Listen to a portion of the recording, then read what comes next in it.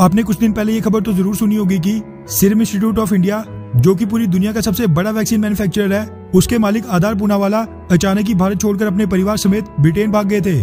और वहां जाकर उन्होंने ब्रिटिश मीडिया में कुछ धमाकेदार इंटरव्यू दिए, जिसमें उन्होंने ये बताया कि भारत में उनकी जान को खतरा था और उनको कई इन्फ्लुएंशियल लोगों से धमकियां मिल रही थी, इसलिए वो ब्रिटेन चले आए। इसको ब्रिटिश मीडिया में बहुत ही ज्यादा उछाला गया।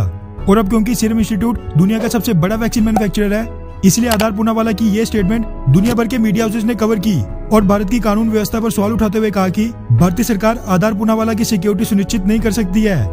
लेकिन अब जो मीडिया रिपोर्ट सामने निकल कर आ रही है, उनसे ये पूरी तरह साफ हो जाता है कि आधार पूनावाला कोई धमकियों से डरकर नहीं, बल्कि बाकी के बॉलीवुड स्टार्स की तरह भारत में कोविड-19 के बढ़ते खतरे, अपने परिवार के साथ लग्जूरियस वैकेशंस मनाने और अपनी बिजनेस डील्स को फाइनलाइज करने के लिए यूके भागे थे। और उनका ये प्लान काफी समय पहले ही बन गया था, जिसके लिए उन्होंने यूके में एक पॉलिश बिलियनियर से उसका मैंशन $69,000 पर वीक के प्राइस पर रेंट किया था, जो कि भारतीय करेंसी में करीब 50 लाख हर हफ्ते यानी 2 करोड़ रुपए पर मंथ होता है।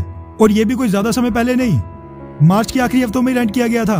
अब माना कि आधार पूनावाला का पैसा है, वो जैसे मर्जी खर्च करें, लेकिन ये देश तो हमारा है और हम अपने देश की बदनामी कैसे सहन कर सकते हैं। इसी के साथ आपको बता दूं कि सीरम इंस्टीट्यूट के मालिक आधार पूनावाला आज की डेट में ब्रिटेन में जाकर कई तरह की बिजनेस डील साइन कर रहे हैं। और अभी कुछ ही घंटों पहले रिपब्लिक वर्ल्ड, एनडीटीवी और कई बड़े बड़े मीडिया हाउसेस के वाले से मीडिया रिपोर्ट सामने निकल कर आ रही है कि भारत का serum institute of India Britain में कुल 240 मिलियन ब्रिटिश पाउंड तक का निवेश करेगा। आपको बता दूं कि भारतीय करेंसी में कुल 2000 करोड़ रुपए से भी ज्यादा होते हैं। और साथ में आपको ये जानकर हैरानी होगी कि ये सारी की सारी इन्वेस्टमेंट ब्रिटेन में एक नई वैक्सीन मैन्युफैक्चरिंग यूनिट की स्थापना, सेल्स ऑफिस, क्लिनिकल ट्रायल्स और रिसर्च एंड डेवलपमेंट के लिए की जा रही है। इसी के साथ सीरम इंस्टीट्यूट ने कोविड-19 की एक डोज वाली नेजल वैक्सीन के यूके में फर्स्ट फेज के ट्रायल्स भी शुरू कर दिए हैं। इसीलिए अगर कल को आधार पूनावाला परिवार समेत ब्रिटेन की नागरिकता भी ले लेते हैं तो इसमें हैरानी नहीं होनी चाहिए।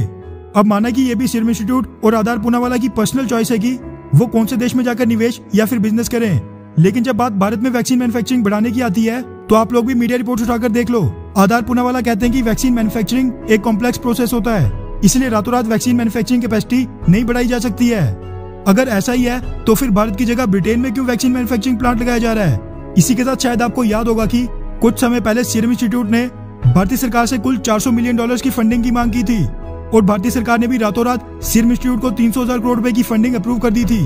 मगर अब उसके कुछ ही दिनों बाद ब्रिटेन से ये मीडिया रिपोर्ट सामने आना कि सीरम इंस्टीट्यूट भारत में नहीं बल्कि ब्रिटेन में जाकर वहां पर वैक्सीन मैन्युफैक्चरिंग के लिए 2000 करोड़ रुपए खर्चने वाला है।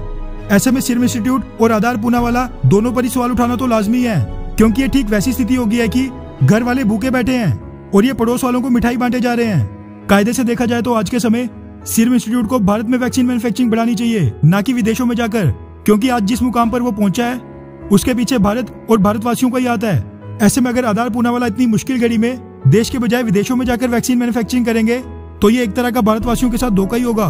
खैर, क्या आज के इतनी मुश्किल समय में भारत की जगह किसी और देश की वैक्सीन मैन्युफैक्चरिंग कैपेसिटी बढ़ाना आधार पूनावाला की पर्सनल चॉइस हो सकता है, या उन्होंने ऐसा करके सही किया या फिर गलत? नीचे कमेंट करके अपनी राय जरूर बताएं। अच्छा सुनो, चैनल को सब्सक्राइब करो, उसके बाद घंटी बजा देना ताकि अगली वीडियो आपसे मिस ना हो पाए। Thank you.